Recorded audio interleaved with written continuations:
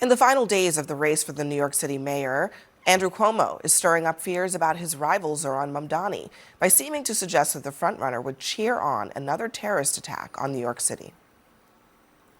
Any given morning, there's a crisis. And people's lives are at stake. God forbid another 9/11. Can you imagine Mamdani in the seat? Yeah, I could. He'd be cheering. Well, it's another problem. But can you imagine that? No. Listen. If Mamdani was in the seat on 9/11, what would have happened in the seat?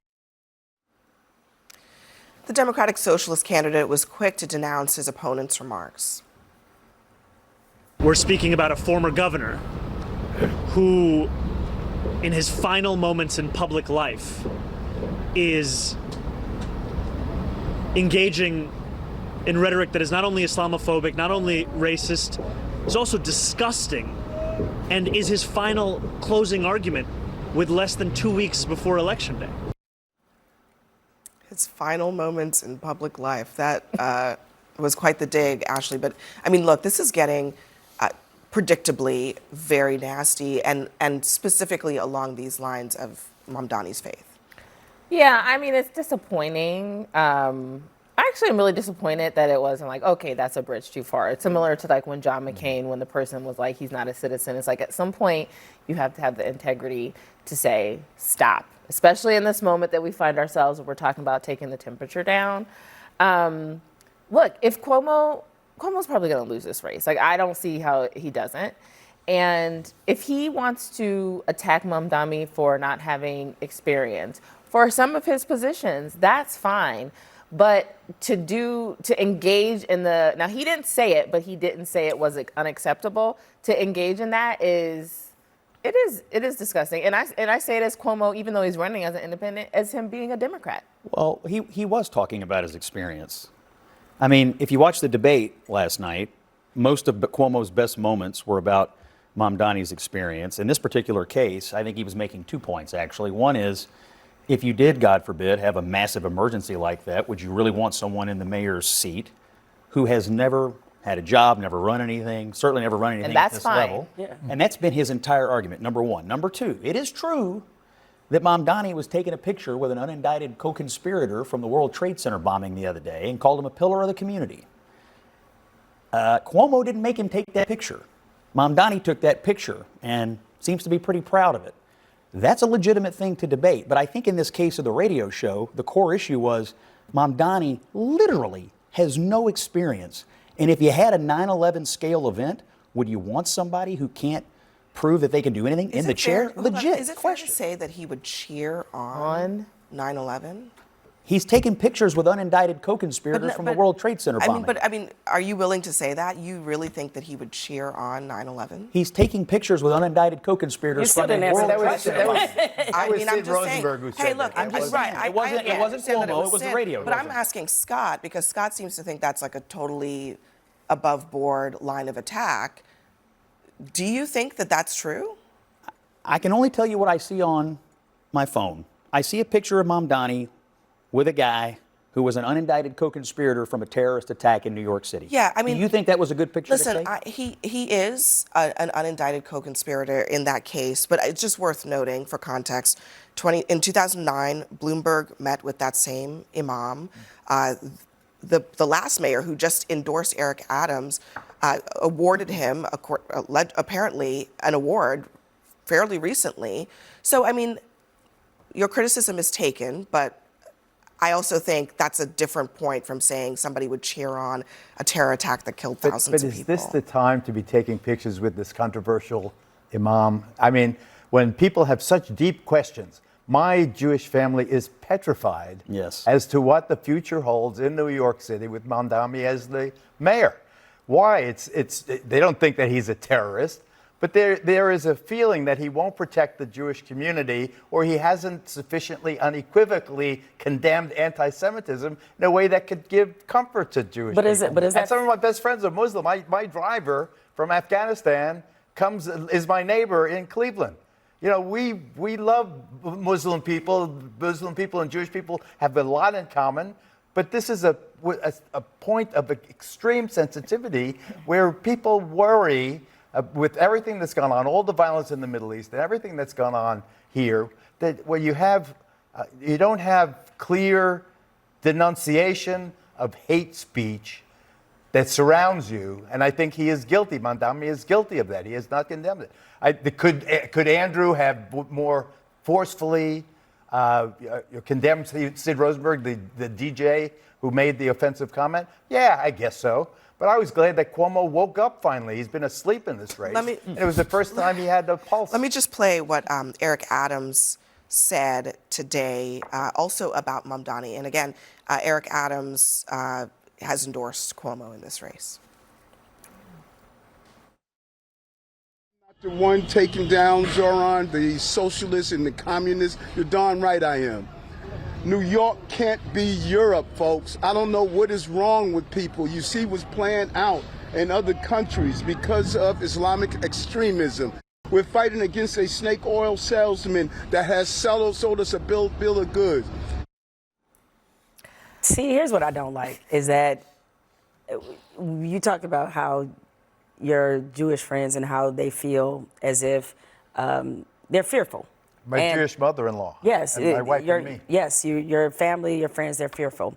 This is all rooted in sort of a perception and I think a very comfortable bigotry that's happening when we discuss Mamdani. It's like, why is he always put in the position where he has to answer for every Muslim person that commits an extreme... historic. He's historic. He's a historic But that only happens to him because of his faith. It's like when black people are asked to answer for things that other black people do, and we have nothing to do with it. But suddenly we're all lumped in together, and we have He has refused to condemn I've heard him condemn global jihad. He did totally eventually condemn it. He did condemn that. He did eventually condemn it. That's the best way I can put it. Eventually is a long time. Yes, I mean, when he was recently asked about it, he did. And so that's my larger issue with this. It's like Andrew Cuomo isn't stupid. He knows that he's weaponizing his faith at a time where there is a lot of people who feel uncomfortable with someone who is Jewish being in this position in one of the most, one of the biggest cities in the world. The biggest news is that so many Jews are voting for Mamdani. That's the big news. All the kids are voting for Mamdani. We'll see. That is interesting and notable. I mean, look, this is a very diverse city, as you know, Geraldo, and a lot of people of different faiths, a lot of different, ethnic backgrounds, racial backgrounds live here, and he is winning the race in this state. And I actually question this strategy of Cuomo's. I mean, let me show you guys. This is a AI video that was posted very briefly on Wednesday night and was deleted very quickly after that. It shows a lot of different things, including some things that people have described, frankly, as being racist. There he is eating rice. There's a black man who was later shown with a pro-Palestinian scarf, shoplifting, et cetera, et cetera. The Cuomo campaign says the video was a draft proposal that was neither finished nor approved, did not go through the normal legal process, and was inadvertently posted by a junior staffer, which is why it was taken down 5 minutes later. And Peter, I'm sure you're familiar with this political tactic, which is like, oh, some intern just posted that. And the point is, this is New York City. It seems like a really high chance that stuff like this can backfire. Well, how often have we been sitting around the table thinking, oh, golly, I think Andrew Cuomo is going to make a fantastic mayor for the city of New York. I mean, it's all about, that Mamdani's not prepared, that he's inexperienced, that he's maybe afraid of condemning those in his coalition. I think he'd be an excellent mayor. I think he was a pretty good governor. His fellow was a fantastic governor. But the Democratic voters didn't think that, right? No. They that's the thing, right? Is that there was a primary, and he ran a race, and Eric Adams dropped out of the Democratic primary because he didn't want to run a race, and then eventually dropped out of the mayor's race because he knew he was going to lose. But Cuomo lost. He lost the race. And so then he said, I'm just not going to take the loss, and I'm going to run again. The voters get to decide this. And I just want to say, I hear your concern, and I think you are allowed to have that concern. Thank you.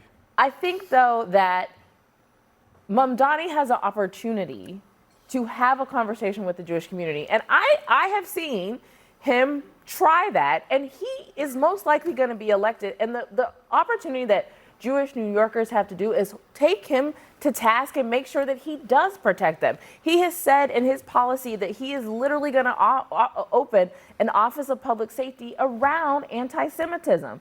So he has a plan. He does think that Jewish people. Well, then what took him so long for global intifada? I don't know. What takes so many people so many? I mean, just to make my mother-in-law nervous? No. Okay. So he might have got that wrong. But if he did condemn it, like, is that what else is he supposed to do? I condemn the phrase global intifada, just like I condemn from the river to the sea. But we just said that this guy is somebody that basically everybody is taking pictures with. Bloomberg apologized after the fact, though. Yes, I mean, well, he said knowing the issues swirling around his candidacy, if you were his consultant, would you have him out taking this picture? Knowing what people like Geraldo think. Honestly, guys, until you said it, I didn't even know about that picture. I swear I really didn't, because I'm not following the race that closely. But I just think that there's an opportunity here he has said some things that I find problematic too. And when engaging with his campaign, I have said that to him. And I say, you have a responsibility, if you are elected mayor, to be the mayor of all people. Just like I think there are a lot of politicians out here that say things that I find offensive, they are representing me, and I want them to be better and condemn some things, but they don't. Just very briefly, 9/11 happens. Rudy Giuliani's there with Bernie Kerik by his side. Two people that New Yorkers know and rely on. They watch them heroically steer us through that trauma. Yes. Imagine if it was Mamdani, who's in office a rookie, who has no experience, who has all of these issues like pictures with unfortunate I totally hear you on that. But imagine this. COVID hits. Andrew Cuomo is the governor. All the experience in the world. That didn't go too good. Wait, I thought he was the hero of COVID. Are we now admitting he's no longer the hero of COVID? Oh, I've been there. I mean, listen, I think that's Trump's position, is that he's not the hero of COVID, so it's interesting. We were saying that at the time. Not everybody was. All right, next for us, if they're dangerous enough to execute, why aren't they dangerous enough to detain? That question was actually posed to Donald Trump, and he suggests he's got the full authority to just kill. We're going to kill them, they're going to be like dead.